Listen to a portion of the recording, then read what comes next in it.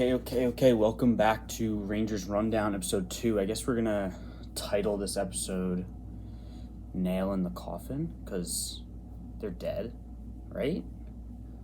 I feel like they're gonna. Since the last time we spoke, which was last Wednesday, played 3 games. They won a crazy game against the Wild, lost to the Devils, and then they lost last night to Tampa Bay. And so obviously, we'll talk about playoff race and how the season is basically over in that regards. But I think it's important to kind of go into each of these games and kind of discuss what they did well, what they did wrong, so we can kind of really look at why this team is, I guess, not a playoff team, and what they can improve on next year. And I think it's easy to watch the games and be very pessimistic, but I don't know. I'm in a more optimistic mood maybe after what a weird game which was last night. But let's start with Minnesota, which feels like ages ago, and I was trying to think back about this game. This game was nuts. First period, the Rangers dominated the first period. They honestly dominated most of this game. But in the first period, they were 100% the better team. They outshot Minnesota 18-8. 18-8 in any period is crazy, especially for this team. And there's games where the Rangers have not even scored or not even shot 18 times. So the fact that they outshot Minnesota 18-8 is really indicative of how they played last Wednesday. But they ended up going into the first intermission down 2-1, and they really probably should have been up 2-1 or 2-0. The first goal, which the Wild scored, was on the power play, I want to say. Foreshadowing. Special teams have been horrible, but it was by Gustav Nyquist, if I recall correctly. Let me double check that. Yeah, Nyquist on the power play at 9 minutes in. And this was a brutal goal. Fox had the puck beyond the net. He gave it to Trocheck, and then Trocheck just had half the team on a line change and just gave it to Minnesota at the blue line. And Minnesota had a guy just camping at the net, and which was Nyquist, and one-timed it into the net, and it was just a horrible goal. It was such an unnecessary turnover. He had no one around him, and he just gifted them a goal. But 3.5 minutes later, Schneider got a goal on a weird bounce. I feel like this game was a lot of weird bounces, but I think it was Panarin took a shot from a weird angle, huge rebound, and Schneider's just in the right place, right time. Got the goal, tied it up 1-1. But yet again, the Rangers just give the lead right back to Brock Faber, American kid. About, what was that? That was at 15 minutes in, so that was 2.5 minutes later. And this kind of speaks to how crazy this game was. And this was just a play where Minnesota just outworked the Rangers behind the net, got it to the point to Faber, and he took a shot, went off of Perreault and in. So it's one of those, just like a hockey goal where, yeah, you could have avoided it if you outworked them, but sometimes you're not going to get every loose puck, and weird bounces occur in hockey. So it's one of those goals where I wasn't really too upset about it when I was watching the game. The first goal, though, was just inexcusable. It was bad. But as the game went on, the Minnesota gave the Rangers some really bad goals, especially in the second period. So we get to the second, and early on, Keandre Miller ties the game back up on a pretty insane shot. He was on the boards. He didn't really have an angle. He kind of just threw a rocket at the net and went over Gustafsson's shoulder and got the game tied up. pretty early on. And then this is where the Wild really gave us the game. Is 5 minutes later, actually exactly 5 minutes later. The first goal was 2:51. This one was at 7:51. The Wild defenseman, I forget his name, he had the puck like next to the goalie, and he basically just like left the puck like foot and a half in front of the goalie, so it was too far for Gustafson to like reach out and get it. But Kreider was right there, and Kreider just picked it up and threw it into the net, and it was a 3-2 lead, and everyone was ecstatic. Place was going nuts. Then the Rangers get a power play, which I'll talk about later on because the power play is a mess, and they give up a shorthanded goal on another horrible goal. I'm pretty sure they had, I think it was Fox, Panarin, and maybe Trocheck that were kind of just like dancing around, not really knowing what to do in the neutral zone, and they just gave it away to Nyquist in the neutral zone. He passes it back to, who was it? It was Johansson, or is it Johansson? It's one of the two. Forgive me for not knowing Wild players, but it was Johansson, and he threw a rocket at the net and went in. So it was just, and that was at 9:50. So it was just a weird game, as you can see. 6 goals in the first 30 minutes. I mean, the fact the Rangers scored 4 goals, or 5 goals actually, is a miracle. They cannot score a goal, save their lives. But that actually wasn't the end of the scoring in the second period. The Rangers get another gift in their own D zone. Minnesota turned it over to Panarin, and Panarin got a breakaway, and he went short side on Gustafson underneath the blocker and went into the net with about a minute and a minute and 05 left in the second period. So it was really a huge goal for the Rangers at the time. Any goal within like the last 2 minutes of a period really is a bonus for the team that gets in, as a backbreaker for the team that gives it up, especially when it was an unforced turnover to one of the best players in the league. And I know I've been a little harsh on this team, especially last week on Kreider and Zibanejad especially, but Panarin's been actually surprisingly really good this year. He's not putting up the same numbers as he did last year, but the entire team is not putting up the same numbers as last year. He is, though, still putting up numbers that are worthy of 11.6 million, whatever he's making, $11 million a year. He's actually had a really good year for a team that's been pretty bad. So I actually wanted just to shout him out. But we then go to the third period, and the Rangers just give the lead right back 30 seconds in. There's another just turnover in the middle of our own end. I think it was Miller. He had it and it just like gave it up in the slot, and then they had another guy right in front of the net, and it was tipped in. Igor had no shot.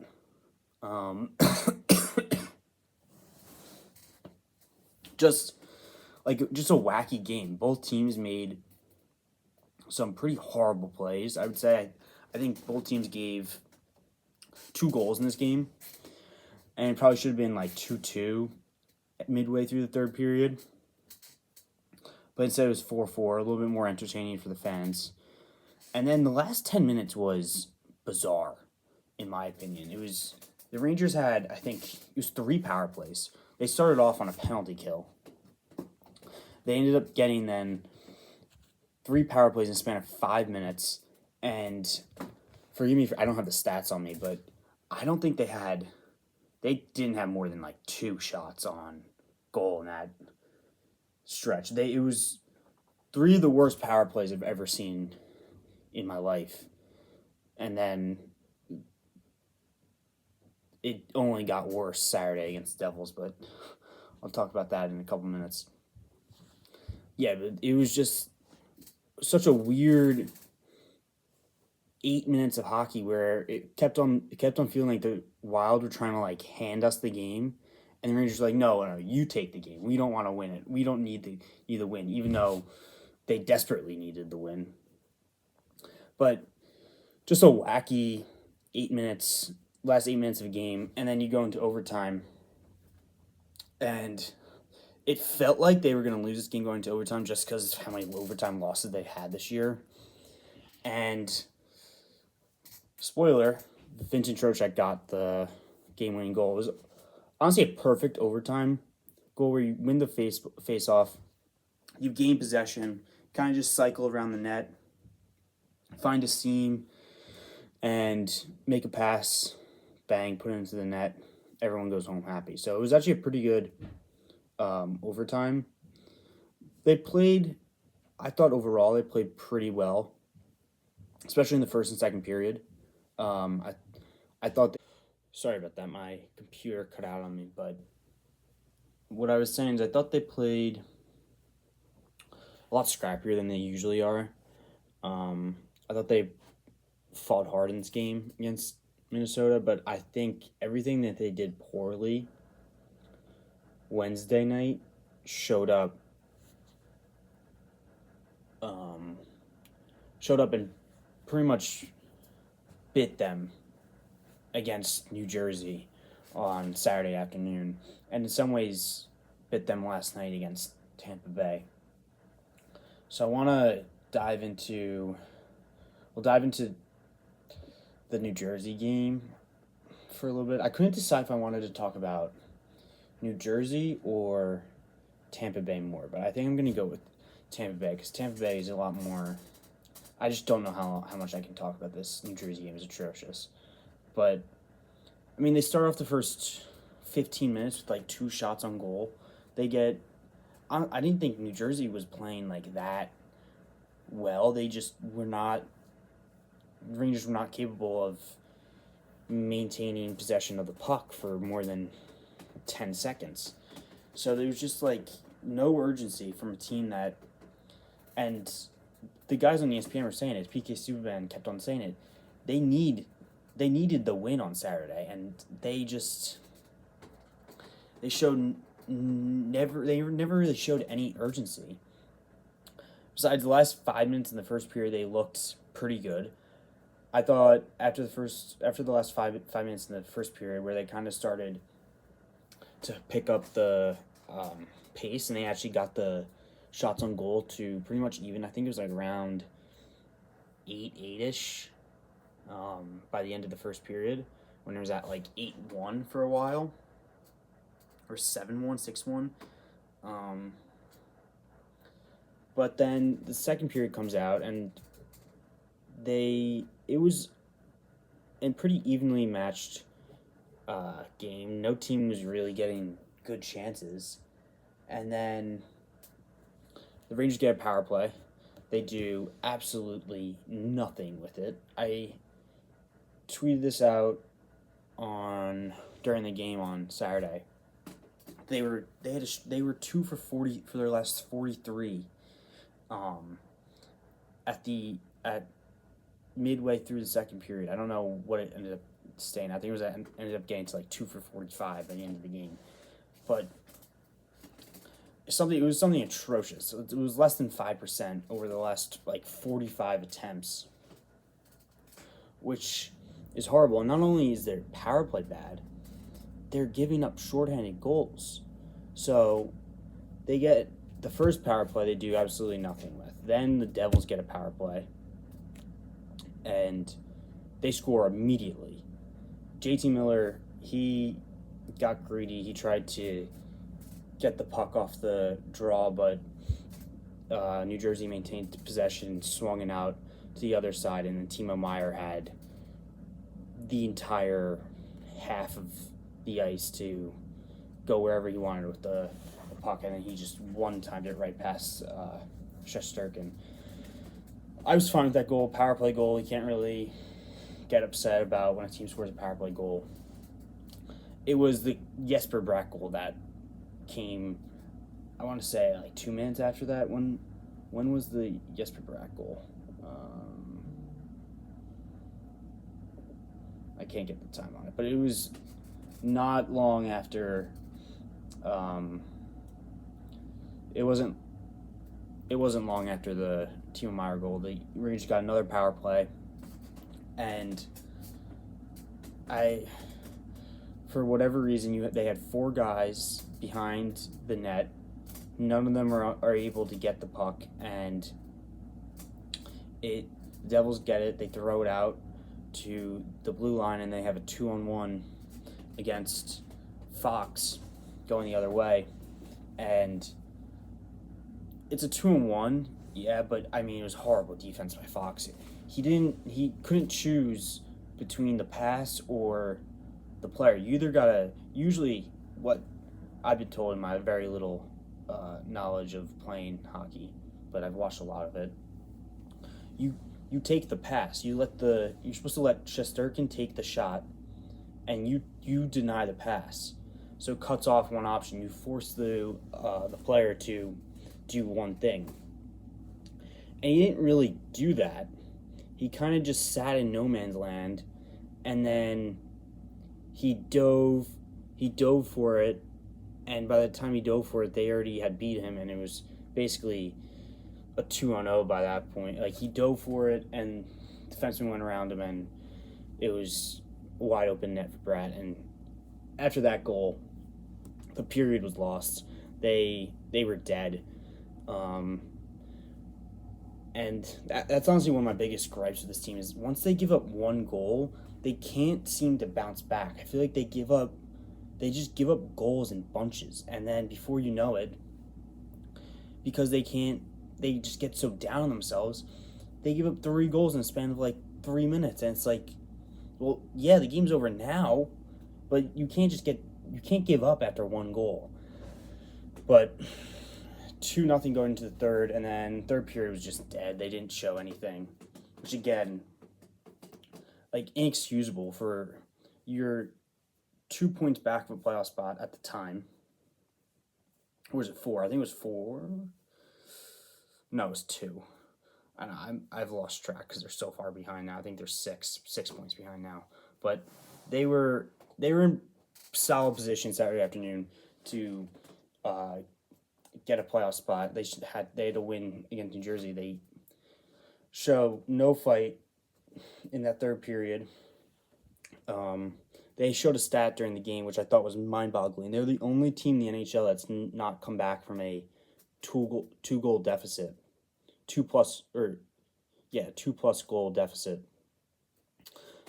this season, which I think reiterates the fact they just give up once they get down. They don't have the ability. They have no resilience is basically what I'm trying to say.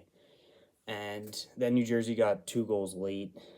One was just a weird play at the end of the game. The Rangers were trying to get greedy because they needed a goal. And then the other one was an empty netter.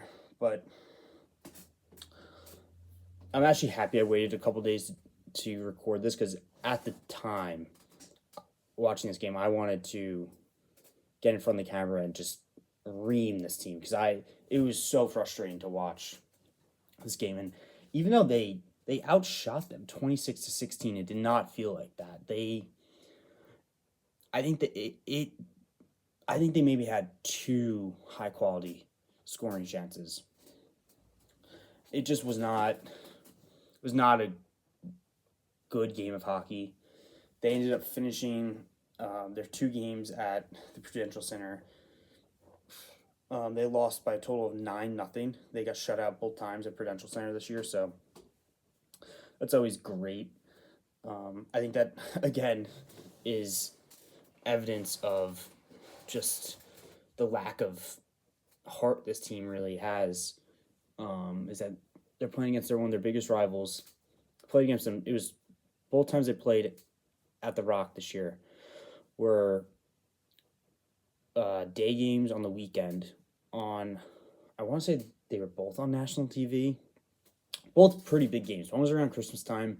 This one is at the end of the year. Devils are trying to maintain momentum going to the playoffs. Rangers are trying to get in, and you just lay up an absolute egg. I didn't think anyone really played well in this game. Um, I like Shesterkin was fine. Um,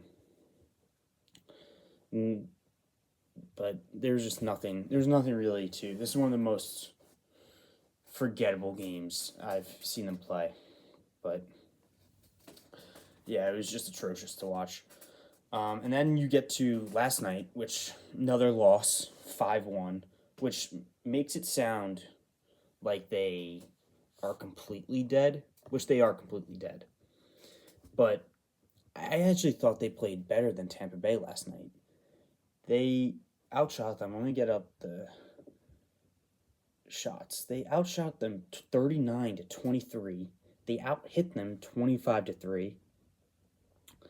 And they won. They had a face-up percentage of 57%. It's a winning formula. You're more physical. You had more shots on net, and you had more possession of the puck. If you went, I actually rewatched the highlights before recording this. If you went on YouTube and you watched the Rangers Lightning recap, it's like 10 minutes on YouTube. 80% of the video takes place in the Rangers offensive zone. They had, I would say, 15 high quality scoring chances in this game. And part of it, Vasilevsky was just nuts. I mean, he made some crazy saves. Part of it is just kind of where this, just how the season is going, where they just can't catch any breaks. And they just, everything can go wrong, will go wrong. It's one of those things. But yeah, I thought watching the game, I thought it was really frustrating to watch because they outplayed Tampa Bay, in my opinion. And yet it was never really a close game. I mean, they dominated the first 15 minutes, and then they have, kind of speaks to what I was saying a couple minutes ago about how they just get down themselves once they give up a goal. They give up a bad penalty. Penalty kill has been horrible. I think they gave up 3 power play goals last night. Gave up 1 against New Jersey. Gave up 1 against Minnesota. So they gave up 5 power play goals in the last 3 games. And they've given up 2 shorthanded goals. And they've only had 1 power play goal. That defines how bad their special teams is. But yeah, they take a penalty. They get a short-handed opportunity, and then it was a 2-on-1. Fox does a little spinorama and doesn't even get a shot off. Puck goes the other way. It's a 2-on-2. Kucherov makes a pretty basic pass, and I think it was Cirelli who took the pass, and both Rangers go to Cirelli. Both Rangers get beat by Cirelli to the net. And then Cirelli just passes it across the net, and Kucherov has a wide open net. It was horrible defense. I don't think getting beat to the net by Cirelli is the end of the world. He's a good player, he's a fast player. It was Cooley who's on the weak side, who's supposed to defend against Kucherov. Just let Kucherov walk right into the crease and gave him a wide open net. And then the second and third goal. Second goal was just bad turnover. And you give them the puck right in front of the net, and they capitalize. And then third goal, they took a penalty immediately after the second goal, and then just great puck movement where you just watch Kucherov dance around the slot for 10 seconds and dish it off, and then Braden Point stuffs it in. So it was just and there's 3-0 in a matter of a minute and a half, and first goal was at 13:09, second goal was at 13:45, and the third goal was at 14:54. So that's a minute and a half basically.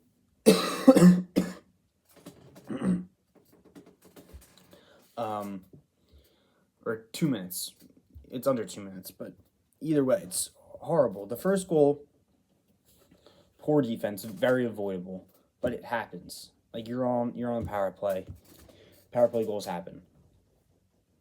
Second goal, I don't know how you just how many goals are they going to give up where they have horrible turnover and then they just leave a man right in front of the net with Igor, and it's like, what is this? And then the third goal was just evidence they were broken. They let Kucherov just kind of dance around the front of the net. He dishes it off, I forget to who then throws it across the net. No one puts a stick on it. Point takes a shot. It was a great save by Igor.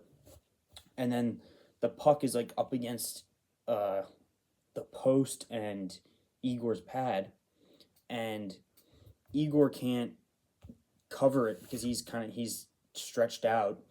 And it basically just becomes who's gonna gain possession of the puck, or who it was a dogfight to see if Point could shove the puck into the net, or if one of the Rangers defenders could push him off the net and get it out. And Point, who's not big, he's probably 5'10", 170. He's not a big dude. He outworked Miller and someone else. Both, I think it was maybe Susie. Two guys that are bigger than him. It was just speaks to what happens when they give up a goal. They just get so down on themselves, and then they give up a flurry, and then the game's over. But again, I thought they played actually really well besides that minute and a half stretch in the first period. Second period, they hit a couple posts. Mika got a goal. They finally got a power play goal. And then the third period, I thought was just as good as the first 15 minutes of the first. And then it's just kind of similar where they take a penalty, give up a power play goal, and then they got to 4-1 with 5 minutes left and it was over. But it's just a frustrating loss because watching it, they deserved to win, in my opinion. I thought they played better. I thought they played well enough to win. They just had 3 minutes of horrible breakdowns that you can't have at the pro level. And then they had horrible luck trying to score goals. And plus, some of it's on them. They were unable to finish. But it kind of, again, is just indicative of this whole season where just nothing is going their way. Everything kind of seems to go wrong, starting with the whole Trouba situation, then moving on to everything else that's happened with Kreider, Zibanejad, them trying to fire Laviolette. But now they're here where I'm trying to find the standings. They are 6 points out of a playoff spot with 5 games to play. And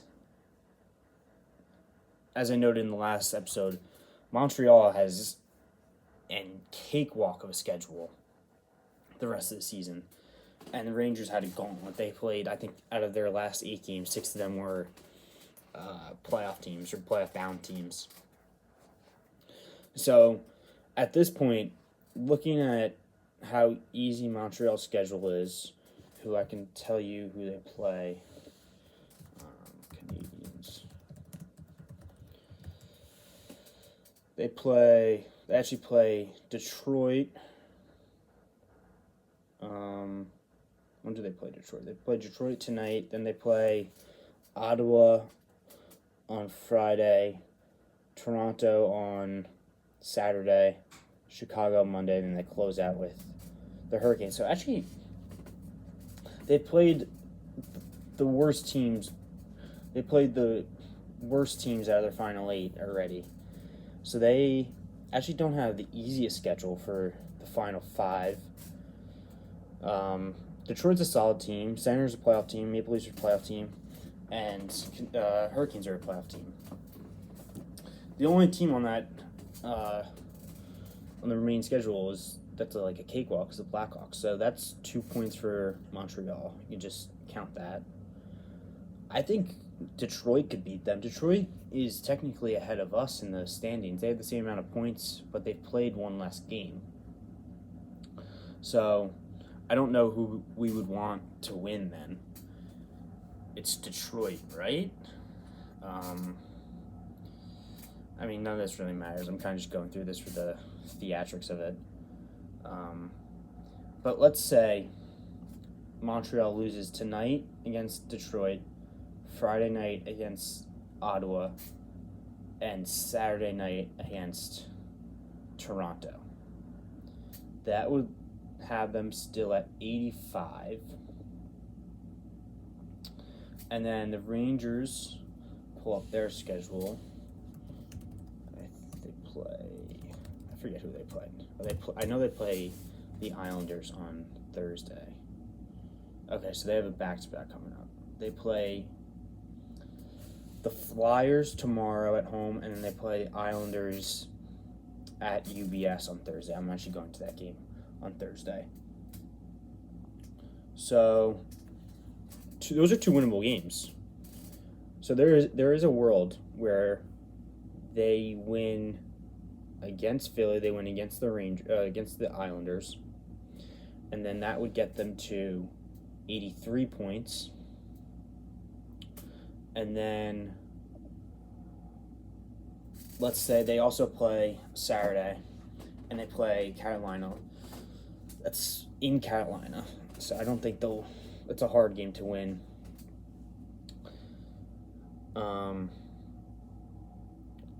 And then they also play Monday against Florida, and then Thursday again at home against Tampa Bay. So they're going to have to go, I would say, 4-1 at the least to get in at this point. And that would require... And that, yeah, no, they have to win out. Because even if they go 4-1, that would get them to 87, and Montreal's already at 85. It's like, yeah, I don't know who has a tiebreaker either. That's an interesting question. Yeah, but they have to win out at this point. I don't see a world where they do that against Carolina, Florida, and Tampa. Although I don't know what Carolina, Florida, or Tampa will be playing for. I know Florida. There's a conspiracy theory out there that Florida is trying to lose out so they can avoid playing Tampa Bay in the first round, and then instead play Toronto, which is just funny. But yeah, I think that's all I got. I don't really know what else to talk about with like the playoff push with the Rangers. They're kind of done. Yeah, that's a nail in the coffin. Thanks for watching. Leave a comment. Next episode will probably be Friday. I'm gonna do an episode Friday afternoon recapping Philly and Islanders games. So we should know Friday afternoon. We should either know if they are fully eliminated, or maybe we'll have some hope and maybe we'll have a chance. But until then, thanks for watching. Thanks for listening. Have a good night.